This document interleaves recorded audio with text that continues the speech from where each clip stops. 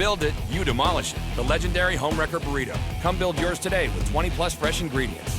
First online order, 10% off. Promo code ONLINE.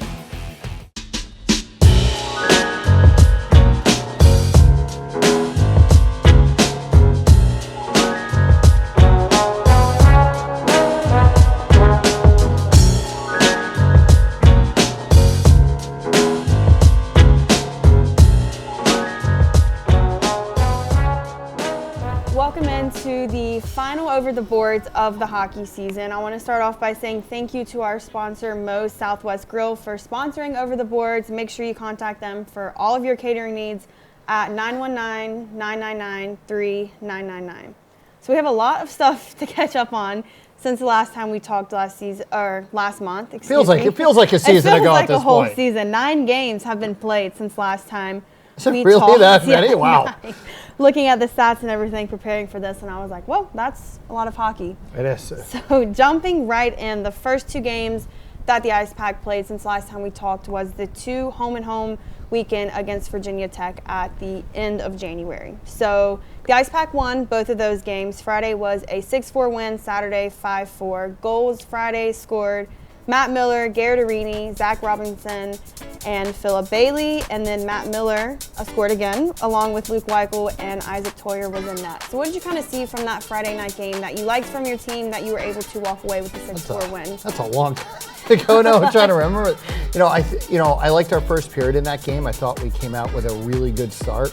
And I think that was actually one of the things about second semester was starting on time. Alex Rossetto makes, one of our goalie coach makes a big point of that. And we just started on time.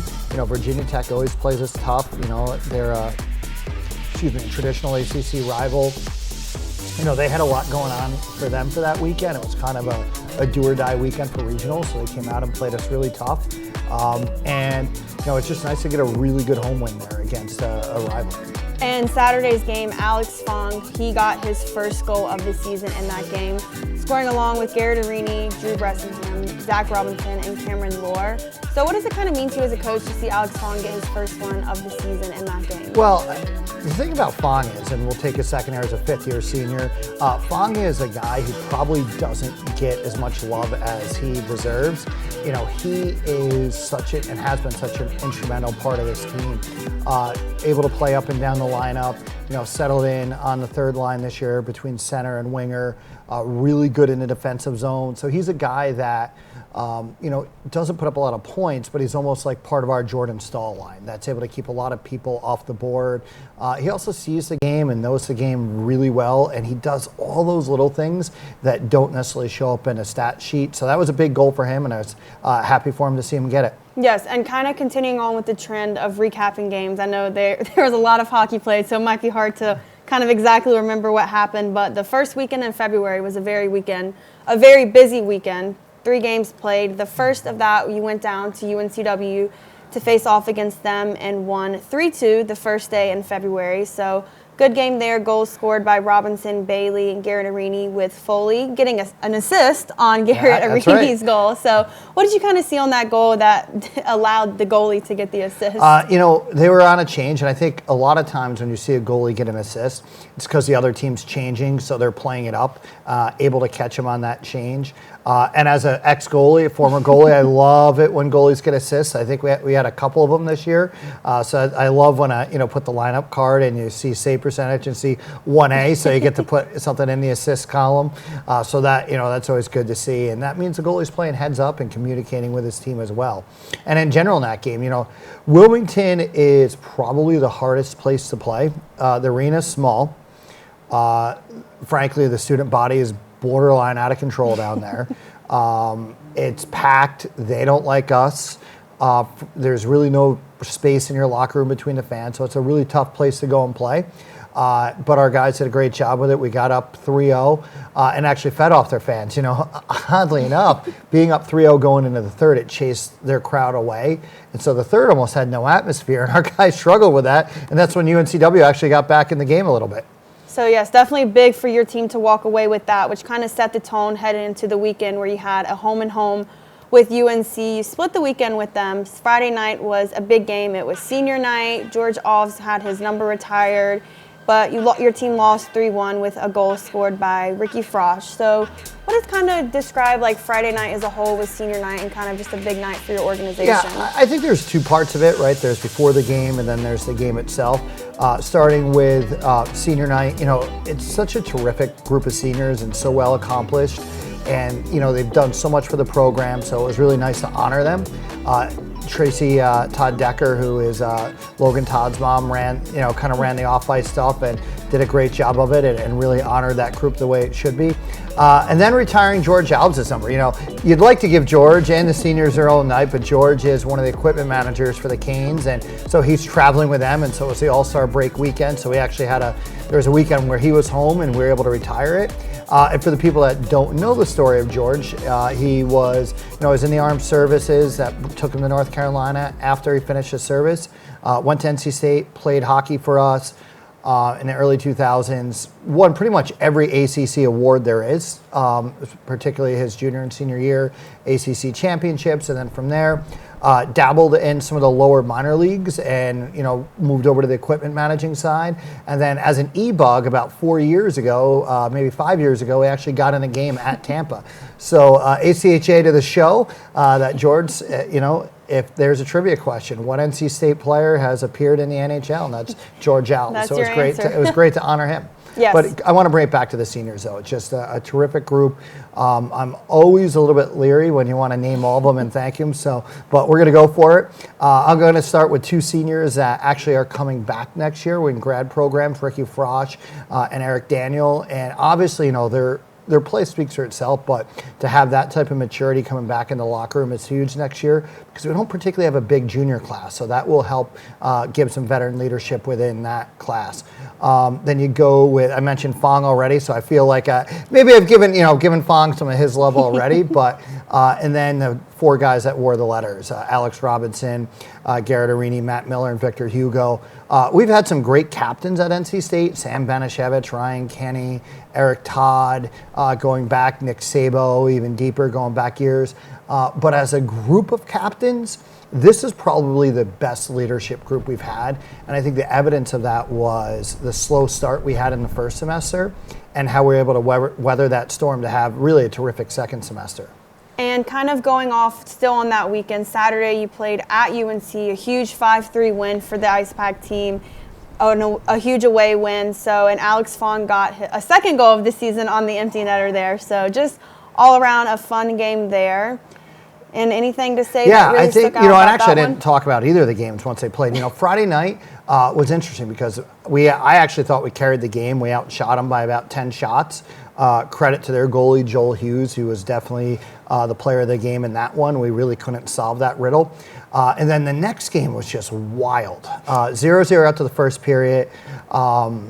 Score a power play goal in the second period by Matt Miller. And now with about 10 minutes left, it's 1-0. Yeah.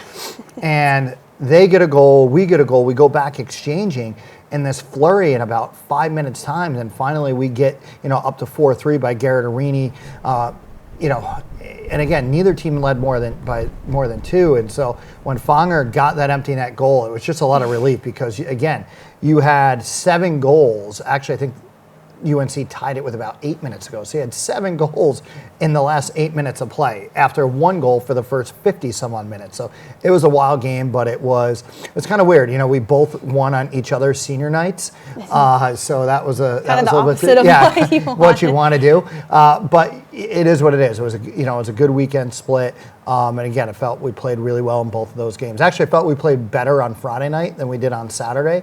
But hockey's a fickle game sometimes. Definitely the fans that stuck around for the Saturday game were in for a treat at the end there. Yeah, we sold out Friday night at our barn. Tough luck not being able to sell out Hillsborough the next night.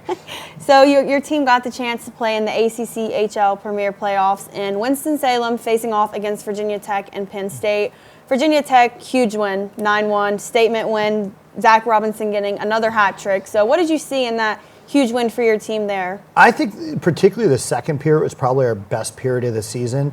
The forecheck was just suffocating. Talk about Robinson with a hat trick, but I think we had 6 or 7 different goal scorers overall.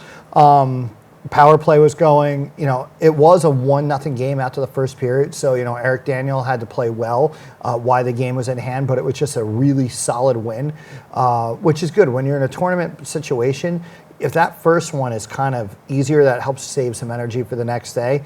And in general, I want to say on the Fridays of the ACC tournament, the last 5 years, we've outscored our opponents something like, it's an ungodly amount. I want to say it's well into the 30s or 40s, even to probably less than 10. So that Friday's been really good to us. Yes, but then continuing on the next day against Penn State, a 1-0 loss for your team there.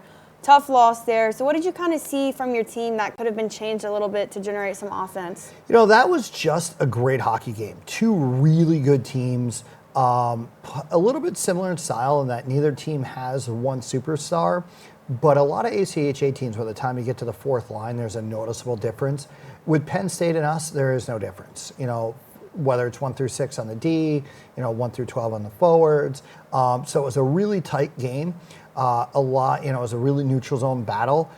They got one breakaway and were able to score. We got a breakaway and some, unlucky with how the puck jumped up on the stick. We had another shot that actually was a double bar. It was crossbar post. It was really a game that could go either way. But hats off to Chris Cunningham and his team in their first year in the ACCHL. They went on to win the ACC. But it was one of those things. It was just a great hockey game, up and down. When guys got in the locker room, they were upset that they were pissed that they lost, but it wasn't something to be. You didn't feel like you left anything out there. And then, we were pushing at the end. The third period, I think, really dominated in shots. But, they were a shot blocking machine on the other side. So, again, great hockey. From a pure hockey game, maybe the best hockey game of the year. And kind of we have 2 more games left to recap. So the big one, Frozen Finley, huge 7-3 win there. Zach Herman got a hat trick. Other goals were scored by Logan Todd, Philip Bailey, Matt Miller, Drew Bressingham, and all goalies kind of got a chance in the net to play out on that outdoor rink. So just kind of from the game perspective for now, what did you see from that game that you liked from your team's play? It's interesting to see who are the guys that step up on a stage like that, and certainly Herman rose to the moment. I thought all 3 goalies played well. It was also nice because it is, it's such a special game. And I know we're going to talk more about that in the second half, but everyone got in the game. The ACHA let both teams expand their rosters. So even like Gear Stewart, who has been injured, we were able to get him out on the ice for a second and get him off. Same thing with Jagelski. Alex James came back. But from a play standpoint, again, I love the tempo we were playing and the opportunities we were generating off the rush. I think most of our goals in that game were off the rush.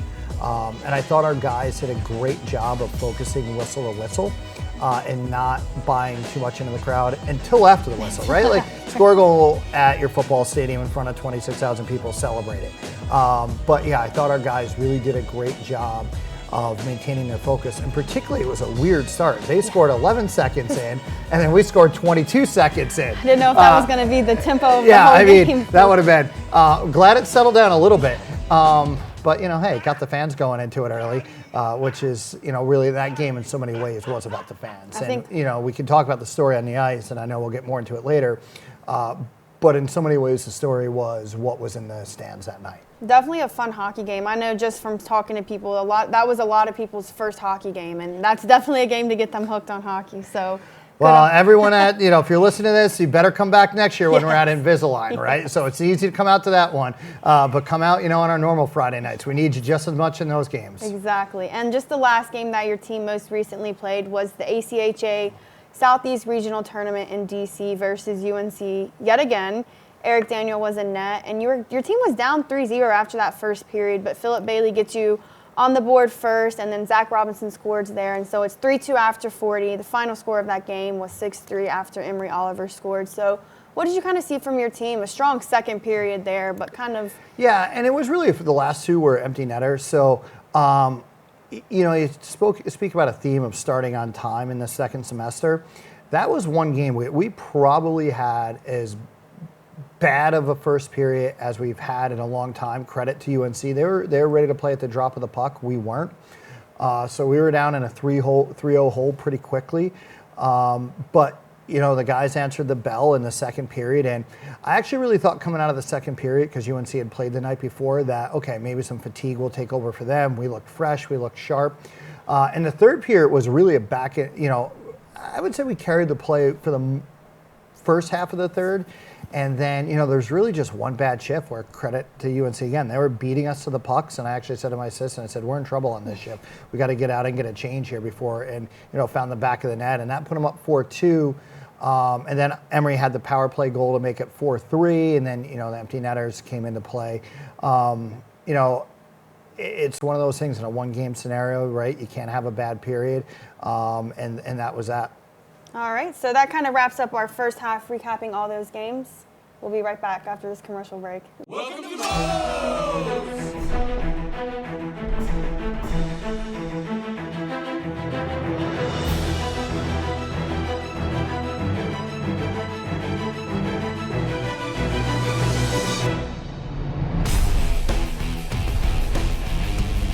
We build it, you demolish it. The legendary Homewrecker Burrito. Come build yours today with 20+ fresh ingredients. First online order, 10% off. Promo code ONLINE. Welcome back into Over the Boards. Going to go ahead and get started into some kind of player awards. So second team All-ACC was the Robinson brothers, Alex and Zach, getting on that. And then for the rookie team All-ACC was Zach Herman. So what does it kind of mean to you as their coach to see these players be recognized for just consistent play all season and be recognized kind of by the ACC as a whole? Yeah, and what's nice about how we vote for our ACC awards is you can't vote for any of your own players. So that means other coaches are recognizing out there in their contributions. I think that, and I think especially in Alex Robinson's case after 5 years, I think there was a lot of coaches like, geez, we just don't want to see his name on the score sheet again. Maybe if we give him this award, we'll move on. So I was happy for Alex, and it's actually a pretty cool thing when you think about to be able to do that with your brother Alex and Zach. And I think for those two, being able to have these 2 years together is pretty meaningful, because when you're playing youth hockey growing up, you're only together in 2-year cycles. And some organizations, it's on birth year. So they've never had the opportunity to play like they had this year, and that was pretty special. We're hoping for another pair next year, too, with Eric Daniels' brother. Hopefully he can end up in here, too. So, yeah, it was great for them. And I will, to me, Victor Hugo should have been the defenseman of the year. He just everything that he does for this team is just such a complete warrior. And you would never know this because he's not the type to make excuses, but he actually injured his hip pretty badly in the Frozen Finley game. He was not in good shape on Friday night, and had it been a regular season game, he probably would have been a scratch. But this is hockey, it's playoffs, it's Victor Hugo. There's no way he wasn't playing that game. But just, the warrior mentality that he has. And I think sometimes in sports, we want to throw out that term too lightly. Like, the true warriors are the guys that are, over in the desert and places like that. Frankly, actually, the UNC goalie, Joel Hughes, going back in time, Alice Rushford for us. But Hugo actually has some military lineage in his family. And he's just, he's as tough as nails, great leader. So for my take, he should have been the defenseman of the year, but you can't vote for your own players. Definitely the player that you want captain as your team, excuse me. So kind of like you said, we're going to dive more into just the Frozen Finley kind of away from the game now. That week and the weekend as a whole had a lot of excitement before. I know there was a lot of social media presence. Your team got to go see the ice before the game, speak to some local and national news. You got to meet some Spit and Chicklets hosts at the Hurricanes Fan Fest. ESPN's Marty Smith got to play goalie at your practice. Chandler Woodson had the puck drop, and your team played in front of over 26,000 people. So a lot to recap there, but what sticks out the most to you, and can you kind of speak to that week? We could be here forever talking about that game. I think it's almost worth taking in chronological order so we don't miss stuff. So you go back to the media availability that we had. And I'll never forget when our guys went in the gate and they saw the field for the first time, the look on their faces. And our captains handling their stuff with the media. And even the fact that there were 14 members of the press there for an ACHA team's media availability, like that was the first clue, I think, to a lot of our guys that this is a big deal. This is different, right? This is different. So that was awesome. And then, you know, the guys handle it great. What's funny, a lot of the questions are, you know, what does it mean like playing outdoors? Like they asked me from upstate New York, you know, does this harken back to like when you were playing outdoors? It's like, no, when I was playing outdoors, it was 0 degrees. It's sunny 70. I'm in a polo shirt right now. But for the guys themselves, which I thought they articulated really well, is they've either been coming here as football games or actually, and they started going to that stadium as a kid with their parents who are alums. And so to get to play their sport on that field was, you know, and that was something that was, and I think for our guys, yes, it's outdoors, but it was more playing in that stadium, in that venue, which they told that story of. So then we get a call from Marty Smith's producer. I got to get Patrick Abrams, not that I don't know if he'll ever listen to this because they're on to their next thing, I'm sure. But Marty's producer, Patrick Abrams, was just phenomenal. So he called, he said, you know, they noticed our jerseys and they're like, you know, we want to do this mashup between college football meets NHL hockey, you know, and you're the school's college hockey team. So, you know, it starts off Friday night with, you know, the football team and our guys doing a joint event at FanFest, which was awesome. It was actually kind of surreal seeing like Victor Hugo and Peyton Wilson next to each other, like the two captains, our guys with our jerseys. You know, what's really funny was at one point there's a guy standing next to me and he goes, I don't understand why you didn't have any of the hockey team down here in their jerseys. And I'm like, that's the point. So the jerseys worked. And then, you know, you just got to see the energy that Marty Smith was bringing to it, but you also saw the energy of the Raleigh community at that point down at FanFest. So you go to that awesome experience. Then the next morning, you know, Tart has a Smith jersey stitched up, ready to go for him to hit the ice. And I got to give a lot of credit to Marty Smith here. I mean, so first of all, what people might not have seen is he did his radio show live from Invisalign Arena, which is pretty cool, on the SEC network. And he's wearing, from the bottoms down, he actually had all of his goalie equipment on because he wouldn't have had it was a live cut-in for ESPN. It's like, shuffle him down there. There's a youth hockey game going on that has to be over by 8:10. If it's not, like, Bristol is saying, hey, this is the time slot, 8:10. You got to be ready to go. So, you know, fortunately they're off. Great job, Ryan Dare, you know, coach of the Canes there, doing that. So, you know, now we're shuffling Marty off, throwing his uppers on. Fortunately, they were off a little bit early. We had about 30 seconds to actually teach Marty how to play goalie, which if you haven't seen the behind the scenes video that Zach did, shows it really well. Marty gets out there, and our guy, you know, I think sometimes your best attribute is your biggest weakness. Our guys are really nice. Like, I think, you know, being around them, like, they're not, you know, stereotypical meatheads. And the first couple of shots, like, you know, normal shots. And the producer's like, no, as hard as you can. And the next shot you actually see if you watch it, Hugo whizzes it by his head and it hits the crossbar. So that was, you know, that was awesome. And credit to Marty, like, if you haven't seen the piece, he's talking to Sports Center. Well, he's talking to Sports Center as it's going, and pucks are whizzing by him. And what was really cool was, you know, we had enough pucks out for about a 2-minute. That's all we thought it was going to be. But back in Connecticut, they liked what they were seeing. So you actually see me at some point, like, going and fish the pucks out because they're like, let's do more. So that was awesome. And then, you know, that reruns all morning. So really cool. Then we get to the outdoor game itself. And, you know, what's really cool if you're part of the NC State family is the NHL actually paid for what became an advertisement for NC State that night, right? They paid for Carter Finley Stadium. You had the band there, you know, Power Sound of the South, awesome. You know, you had the cheerleaders, you had everything there. You had Dave Doran there throwing one down with Marty Smith. You know, on the broadcast for ESPN, Marty comes out in the Wolf car with our jersey on. He's directing the band with our jersey on. He's doing the fire, you know, batons with our jersey on. It was just awesome. Oh, and by the way, the Canes played a great hockey game. And, you know, that was, in speaking with some NHL people on Sunday after the game, you know, one of the things, and this is a credit to the NC State community and what we bring, you know, on a game day and stuff like that. They said they've been to some cool venues, right? Like South Bend, the Big House in Michigan, Fenway Park. They said those were cool, but they said this was an experience unlike any other. That they just, I mean, they had heard about the tailgating, the showing up at 2, but I don't think they were all the way ready for it. They weren't fully prepared for what was about to happen. You know, so, you know, Wolfpack Nation showed out on that, and really the whole Triangle hockey community showed out on that one. But that was really cool. It's awesome to see, you know, the guy as they're walking off and, you know, the band playing the alma mater and Bernsey flashing the Wolfies to him. So that was I thought a really cool moment for NC State and hockey too.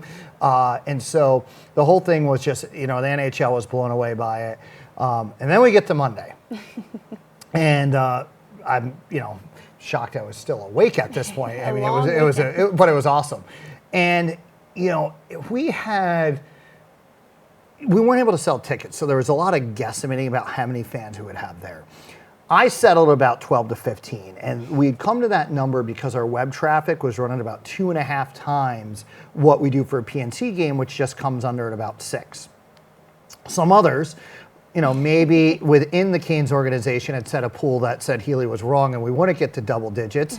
Not naming names, but I'd like lunch out of that bet. So then we, the crowd that we saw just blew us all away. I don't think anyone had anticipated that whatsoever. And it's surreal. And you were downstate. You were down ice side. Level. And what's surreal about it is, but there's a couple parts. Unless you're an NHL player that has played in an outdoor game, the most people you play in front of is 21,000 in Chicago. And they're terrible, so they're not getting that anymore either. So only guys that played in an NHL game and NC State and UNC players have played in front of that many fans, which is really cool. A lot of people. But what's interesting is you're like on a stage set. You hear the crowd. You feel the crowd, but you don't actually see the crowd because they're actually pretty far offset. So it's almost like you're on this movie set, right? And, the 80s sitcom filmed in front of a live studio audience. And at times that's what it feels like, except way more energy. And when they scored, well, there's just different parts of it. When we came out during the alumni game, you saw one bleacher full. And you're like, all right, that's pretty cool. If it would be that'd still be a huge crowd, right? Like that's about 10,000. And then you came out for warm-ups and it's like, oh, both sides are getting full. And you're like, all right, now we're on to something. Then you come out and both are really full. And you're going through the pregame, right? And you have, the Chancellor out there dropping the puck and him, throwing the Wolfies. You have the band going. And, we did a recreation of the pregame for football where, you do the fight song, red and white 2 times, pump up videos, which if you haven't seen the Why We Play video, you have to see it. It's an amazing job. And then, you hit the ice and the fight song's going.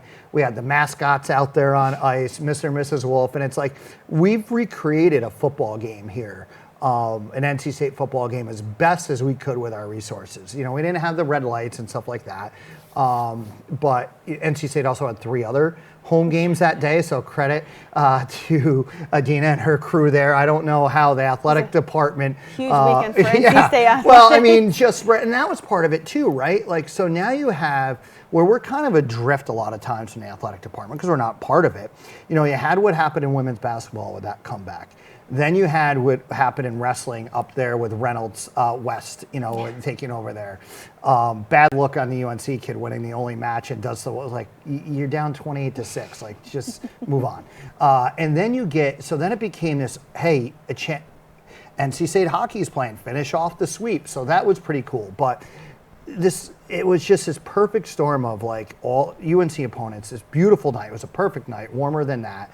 And it just became this phenomenon. Then I remember, I want to say maybe after the second or third goal, I look up and I'm like, now we're into the upper deck. And I talked to a security guard and I was like, how are you letting the fans in? He said, only both sides, lower level. They had no plans of opening the top levels, but clearly that needed to happen. Well, and in the morning it was only going to be the East Gate, and then so that went down. So I grew up outside Woodstock, New York, and not that it was like Woodstock 94 vibes, but where it was just in that event, it just overran any type of forecast, and it was just all right, it's over, take wherever you want in the stadium. And not that it was disorderly, because NC State fans aren't that way, but it kind of felt like that for me, and there was an organic event nature to it that was pretty awesome, pretty special, and almost impossible to replicate in any way. So it was, and again, both teams honestly were part of history that night. Yes, we won the game, but not to sound cheesy, but the real winners of that night was the sport of hockey in North Carolina, and really the whole weekend, and Wolfpack Nation there were UNC fans there, but I'm gonna guess of the 26, probably 24,000 were NC State fans. So it was pretty special. And if I've gone on now in like 10 minutes without even that. It was like a dream. And it's a dream in some ways I don't want to necessarily wake up from yet. Exactly. Definitely a surreal experience for everybody involved. And just kind of, you touched on them in talking about Frozen Finley, but your social media team, what do you think their impact has been on the season as a whole? You mentioned Zach just putting together these awesome videos. This was his final season with the Ice Pack. So what do you kind of want to say to your social media team and how much they've helped your team so far this season? This is a little bit like when I want to name seniors, you're always treading in a rough area because you don't want to forget any of them. But even, I'm going to take Zach separately for a second. Zach has changed the way that ACHA hockey is covered individual. If you look at how many teams have tried to replicate what we've done, Liberty has an all-access piece now. UNC has a guy out on the ice now.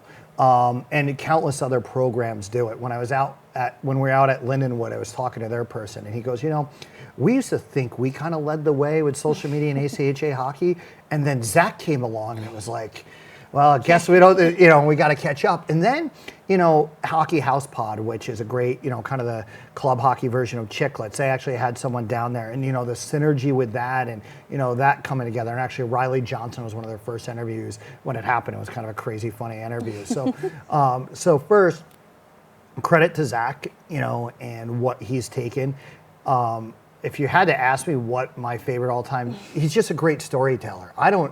I used to think the Wake Forest video was my favorite, but then I think if you haven't seen it yet, it's on the broadcast on the Vimeo link, the Why We Play. Amazing video. You almost start crying during it. But then the rest of the team, Gianna, Harrison, Ella, Allie, which is nice. Our high school intern got into state next year, so that's good. So she can continue on. But then like yourself and Joey and the broadcast crew and Delaney, so that was the other thing. And Sullivan, over there, like it is just such a professional crew that NCAA Division I programs don't have what we have. And one thing we haven't talked about the outdoor game yet was you all.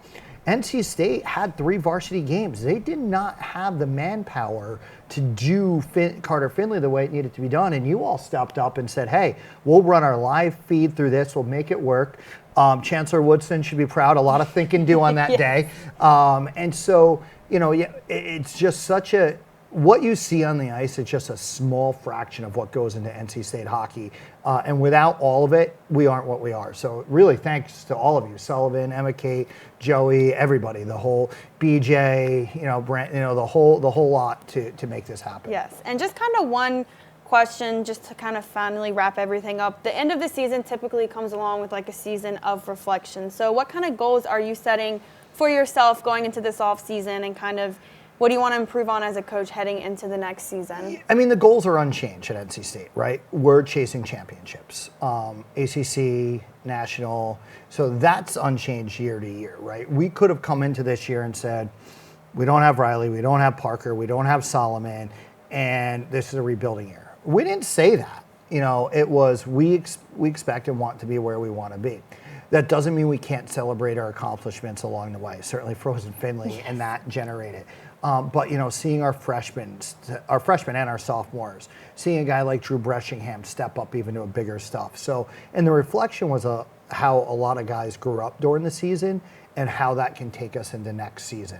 I think we're well set. Already in our early action decisions, we have a couple really, grade A players coming in. Definitely after Monday night, the inquiry line, the admissions deadline has passed. I'm like, no. But some of our transfers, and the transfer deadline hasn't passed, so that's really helpful for us because I think people saw it and come to us. They want to be a part of it. So, part of the offseason is how do we capitalize on this, right? How do we use this to ensure the program's future both on the ice and off the ice? So those are a lot of the things. Our schedule's set for next year, more home games than ever, which is awesome. Amazing. And again, it'll be one of the toughest schedules. We were one of only 3 teams that played. All other 3 of the 4 number 1 seeds headed into the tournament, the ACHA tournament. So one, really tough schedule is part of that as well. But for now, I do think, to your point, it is a bit of a reflection, right? You always want to get better, figure out what you can move forward. I don't do player meetings, exit interviews in the first week, 2 weeks after, because I want people to reflect and think about it and how we move forward. All right. Well, that kind of wraps up this month's episode of Over the Boards and this season's final one. A lot of fun stuff to look forward to Ice Pack Hockey. So thank you guys for watching, and thank you, Coach. No, thank you, Emma Kate. Thank you, Sullivan. And thank you, PackTV, for covering us.